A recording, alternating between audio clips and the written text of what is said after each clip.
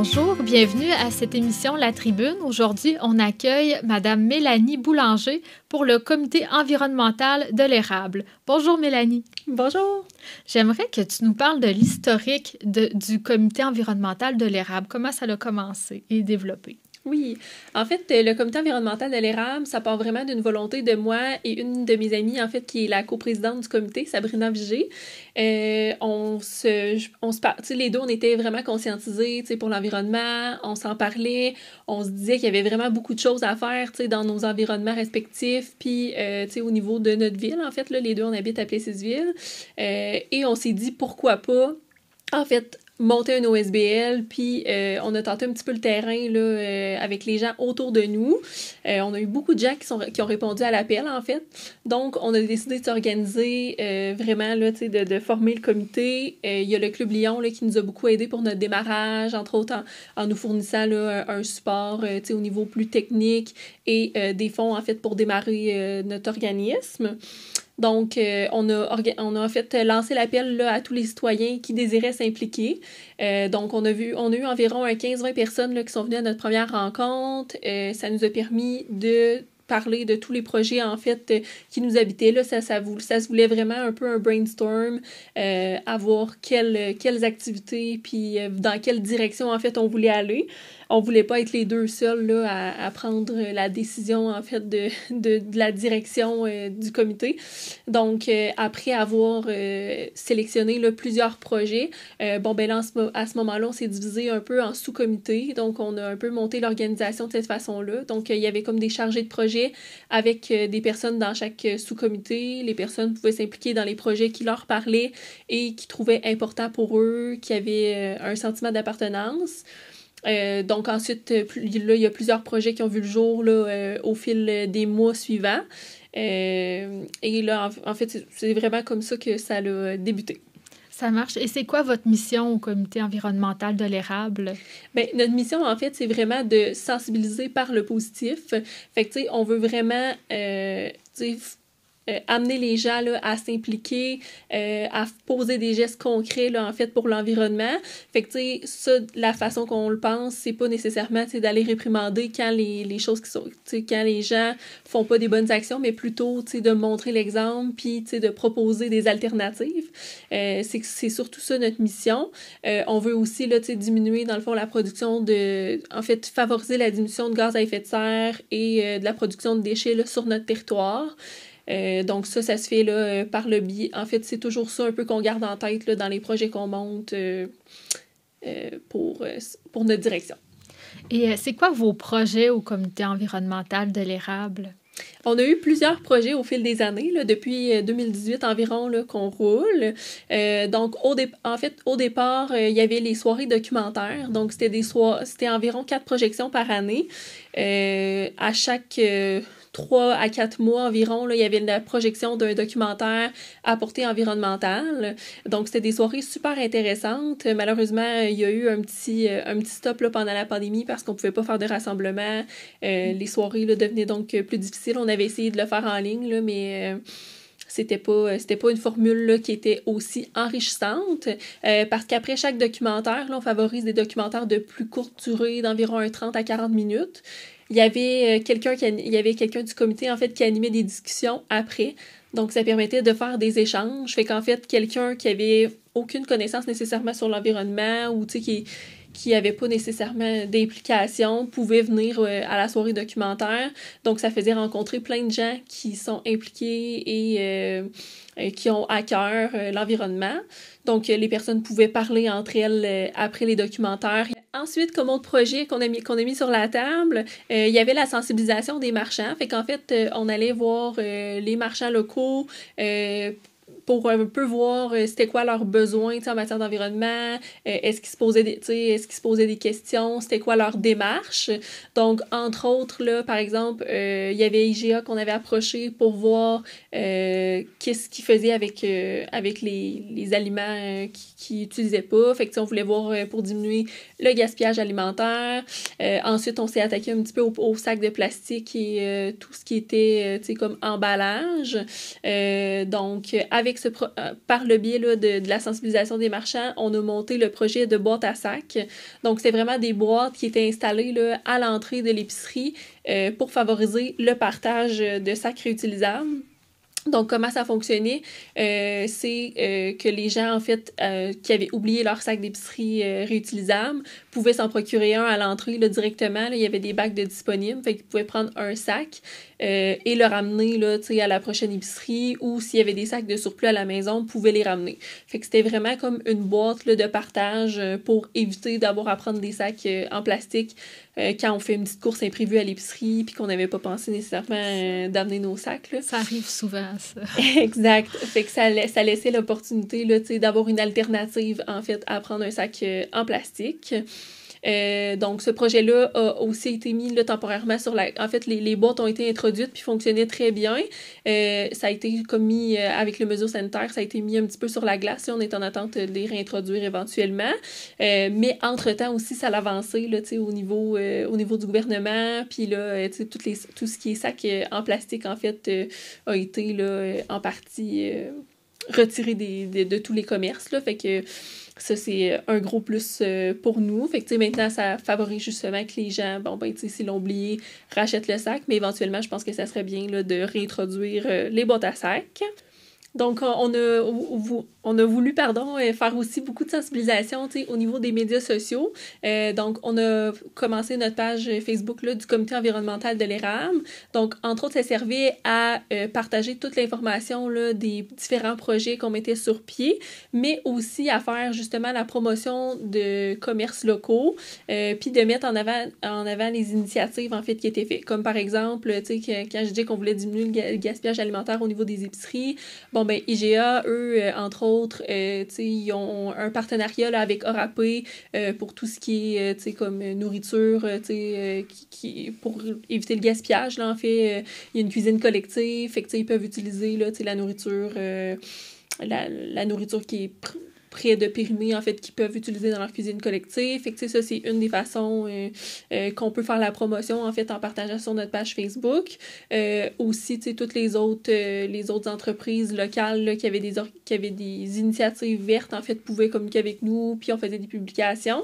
Il y a aussi quelqu'un d'être aux médias sociaux là, qui partage toutes les initiatives des villes. Comme par exemple, en ce moment, il y a les éco-défis là, que la ville de Plessisville organise. Donc, à tous les mois, il y a un nouvel éco-défi. Nous, un peu, on relaie cette information-là parce qu'on a beaucoup, de gens, justement, qui suivent notre page, qui sont sensibilisés à l'environnement. Fait que c'est vraiment comme le meilleur moyen de rejoindre nos projets, là. Fait que, c'est par le biais de notre page Facebook. Ensuite, on a quelques projets là, de promotion de l'agriculture urbaine et locale. Le premier projet qu'on a mis sur pied, là, en fait, c'était comme un gros bout un gros bout de l'implication. Donc, on s'inspirait beaucoup là, de ce qui a été fait ailleurs, entre autres à Victoriaville. Là, eux, ils ont un jardin collectif près là, du cégep et de la polyvalente, le Boisé. Donc, on s'est inspiré un peu de ça là, pour faire notre jardin collectif. Fait que c'est le jardin des incroyables comestibles. Les incroyables comestibles, c'est ce mouvement mondial, en fait, là, qui est parti en Angleterre, puis qui a fait des petits un petit peu partout. Donc, le but étant que c'est vraiment un jardin par les citoyens, pour les citoyens. Donc, en fait, la ville nous a prêté une portion de territoire. Le jardin se trouve au carrefour de l'érable. Donc, ça nous permet, là, en fait, d'avoir beaucoup de gens qui circulent par le jardin. Beaucoup d'enfants aussi, c'est juste à côté des modules de jeu. Fait que les enfants qui n'ont pas nécessairement la chance d'avoir un jardin à la maison, soit parce qu'ils habitent en appartement ou que les parents, c'est pas nécessairement dans leurs intérêts, à ce moment-là, peuvent voir la nourriture grandir puis savoir qu'une tomate, ça pousse pas à l'épicerie. Fait que ce projet-là, en fait, se voulait surtout aussi à portée éducative. Donc, c'est un jardin, comme je disais, un espace qui nous a été prêté par la ville avec beaucoup de partenaires locaux, entre autres là, Amex, comme par exemple, qui nous ont fourni le bois. Il y a aussi Brisson, qui nous fournissait la terre. Il y avait la jardinerie Fortier là, qui nous fournissait en semis puis en petits plants. Donc, on a monté vraiment un jardin collectif. Donc, le jardin, c'est des citoyens qui s'en occupent et c'est n'importe quel citoyen, en fait, qui peut venir ramasser les récoltes. Donc, il y a un système d'arrosage, fait que l'arrosage est déjà géré. En fait, ce qu'on a besoin de la part des citoyens, c'est vraiment de venir là, récolter, en fait, de venir s'occuper du jardin, fait que, tu sais, de venir faire du désherbage, tu sais, de venir rattacher les tomates, par exemple, tu sais, quand ils sortent un petit peu de leur sport, etc. Puis de venir récolter, en fait, là, quand la nourriture est prête. Donc, tu sais, on veut vraiment, en fait, tu sais, que les gens qui connaissent pas nécessairement, tu sais, comment faire un jardin, etc., puissent avoir un endroit pour expérimenter, puissent pouvoir échanger aussi, parce qu'à chaque fois qu'on va au jardin, il y a toujours quelqu'un d'autre qui est en train de faire quelque chose dans le jardin. Fait que, tu sais, ça nous permet beaucoup d'échanger. À chaque fois, en tout cas, moi, personnellement, que j'y vais, là, il y a toujours, tu sais, quelqu'un d'autre. Fait que, tu sais, souvent, ça nous permet, tu sais, d'entamer des discussions, de voir un petit peu, là, tu sais, comment les autres font, d'aller chercher des trucs. Donc, c'est vraiment un lieu là, pour favoriser, c'est ça, l'agriculture urbaine.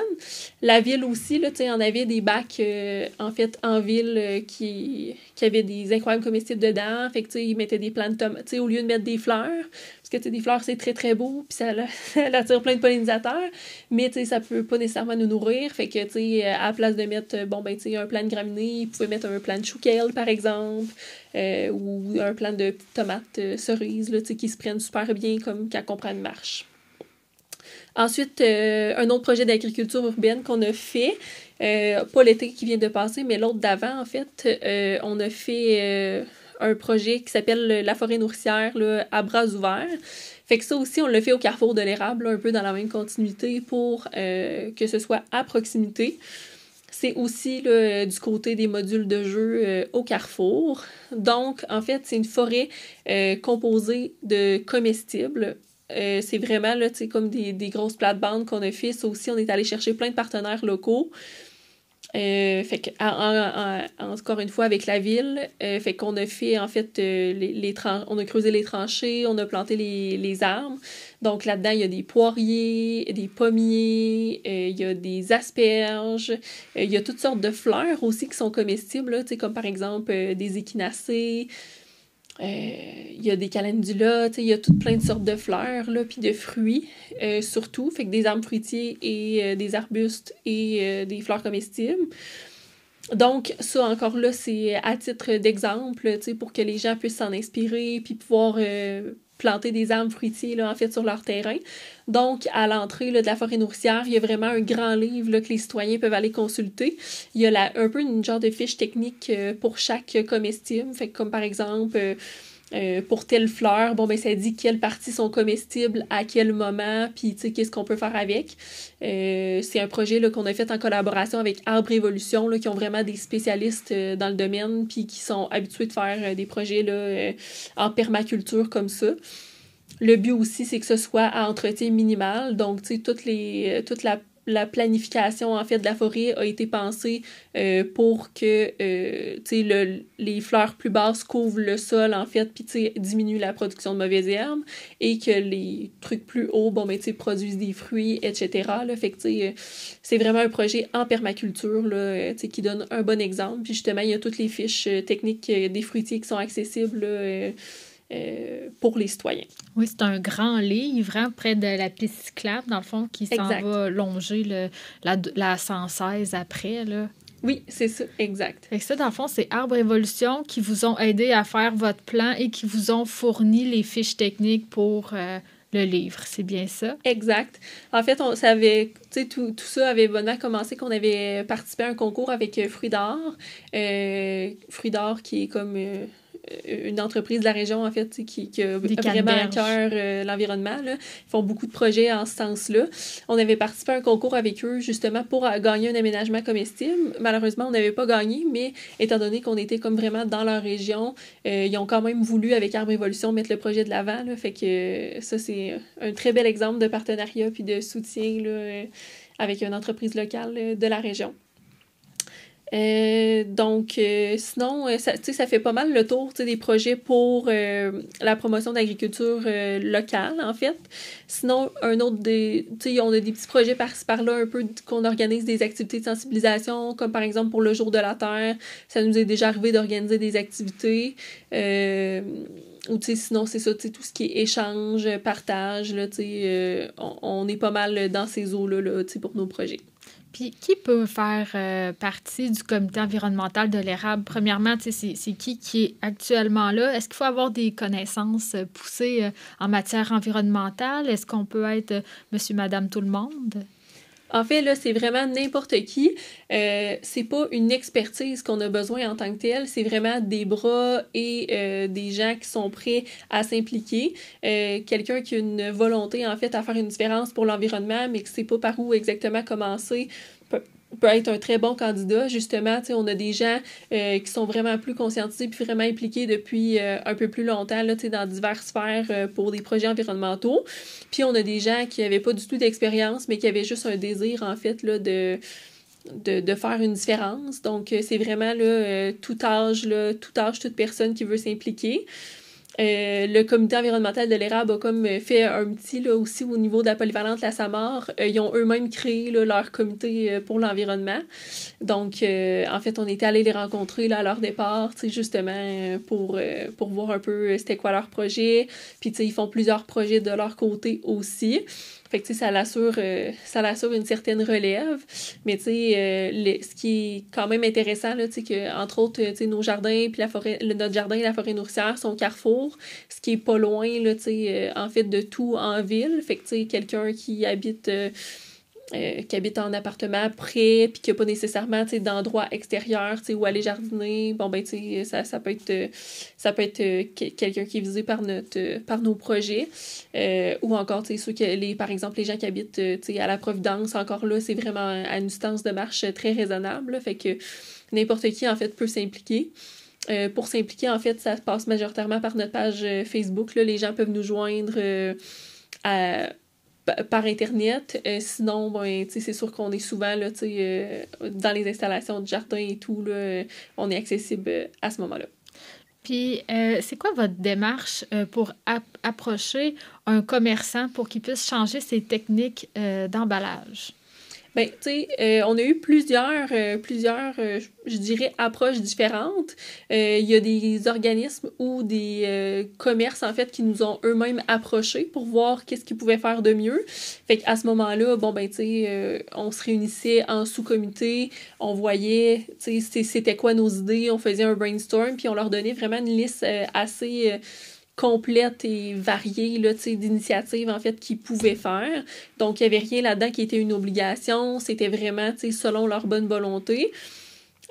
Après ça, c'était libre à eux là, de voir comment ils l'appliquaient puis comment c'était réaliste pour eux de le faire. Versus, des fois, c'est nous qui faisions les approches pour vraiment aller voir, comme par exemple, je reprends l'exemple du IGA, qu'on a fait l'approche pour aller voir qu'est-ce qui se passait puis de voir qu'est-ce qu'on pouvait leur amener, nous aussi. Là, en fait, on veut pas justement arriver avec de réprimandes avec aucune entreprise ou aucun organisme. On veut vraiment influencer par le positif. Donc, c'est de leur amener un peu qu'est-ce qui peut être fait puis qui est pas compliqué, des petits changements. Là. Puis toi, ton parcours, Mélanie, c'est quoi? C'est quoi tes études? Comment t'es venu le désir de t'impliquer pour faire évoluer la cause environnementale?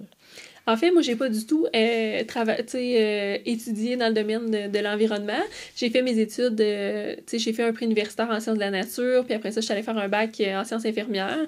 Donc, je suis vraiment comme loin de ça, mais par mes implications, puis par les différents groupes en fait que je côtoyais, je me suis rendu compte que je me suis créé un réseau en fait de gens qui croient beaucoup à l'environnement. Je pense que notre génération, c'est quand même un sujet qui nous préoccupe beaucoup. Donc, j'ai commencé à lire, à m'informer, à faire beaucoup de choses là-dessus. Même chose pour Sabrina, l'autre coprésidente. Fait que c'est pour ça que, ensemble, on s'est un petit peu ralliés. C'était vraiment par intérêt personnel, en fait, intérêt et désir là, de faire une différence. Tant qu'à être à la maison, puis chialer sur ce qui nous convient pas, ben, nous, on préférait, en fait, agir, puis poser des actions concrètes. Donc, par nos implications aussi, je suis impliquée dans autre chose, en fait, qui m'amenait des compétences un petit peu pour être capable de monter une OSBL. Donc, c'est vraiment comme ça là, que j'ai décidé là, de m'impliquer au niveau de l'environnement. Puis j'imagine que vous avez des projets fous, avant-gardistes, que vous osez pas nécessairement, tu sais, que vous savez qu'il va y avoir des restrictions. Est-ce que tu pourrais nous en partager un juste pour le plaisir puis ouvrir des consciences des fois? Ben, c'est sûr qu'on a quelques projets des fois qui peuvent sembler un peu utopiques, je dirais, tu sais, pour certains groupes, en fait, là, tu sais, je pense que, tu sais, toutes les générations ont chacun leurs défis. Tu sais, entre autres, comme par exemple, nous, on trouvait ça inconcevable, tu sais, de garder les Publisac alors que, tu sais, il y a beaucoup de personnes qui les lisent pas.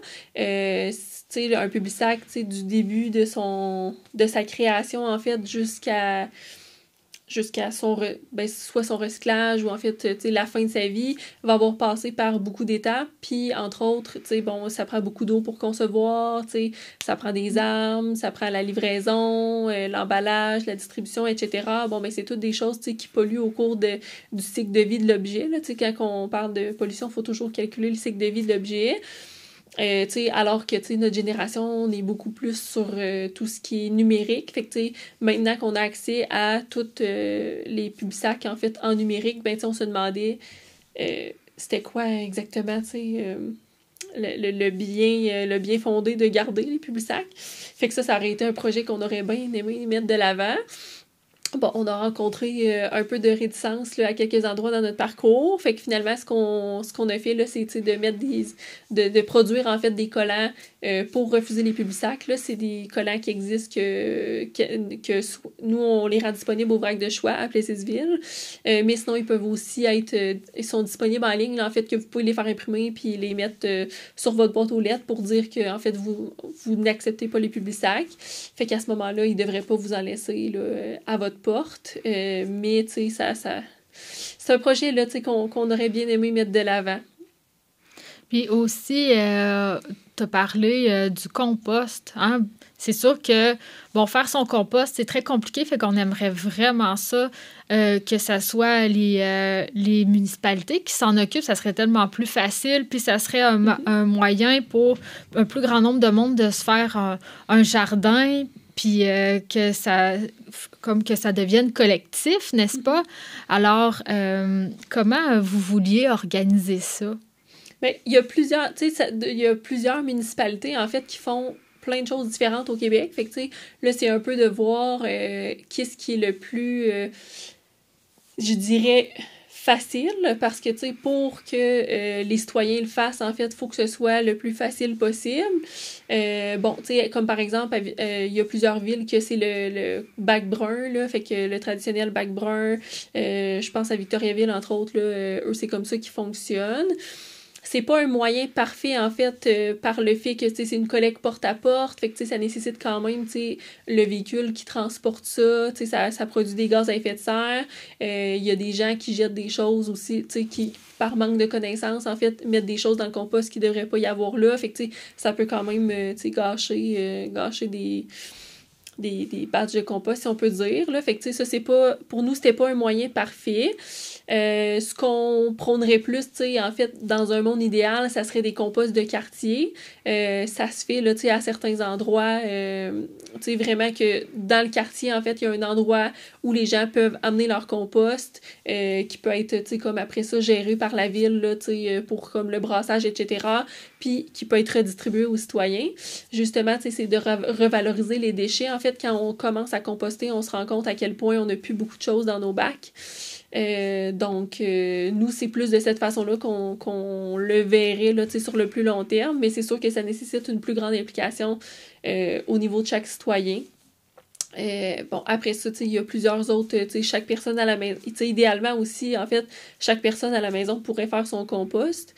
Entre autres, la ville de Plessisville avait, puis je pense qu'il y a d'autres municipalités aussi qui l'offraient, là, mais un composteur, en fait, à prix réduit, là, en fait, qu'on peut installer sur notre propre terrain, puis faire notre propre compost, là. C'est encore mieux parce que là, on sait exactement qu'est-ce qu'on met dedans, puis qu'est-ce qui est remis dans notre jardin ensuite.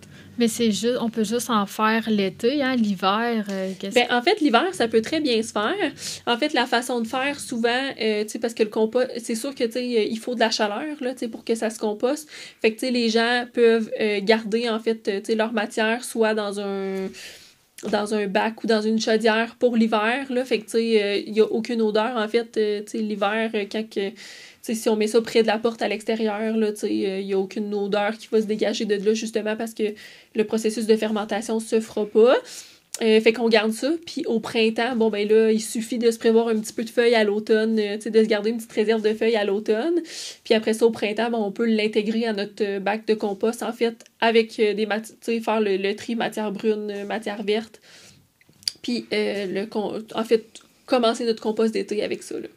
Bien, là, on arrive sur la fin. Je te laisse quelques mots pour rejoindre la population et nous dire comment on peut joindre votre comité et participer, nous aussi, à verdir la région de l'érable.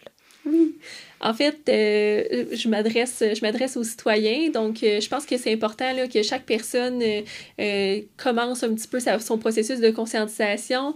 Une des bonnes façons de commencer, c'est de lire, de s'informer sur le sujet, de choisir aussi des sources fiables. Donc, tu sais, par le biais, là, en fait, de notre page Facebook, vous pouvez aller voir, là, on partage souvent tu sais, des articles qui peuvent être intéressants.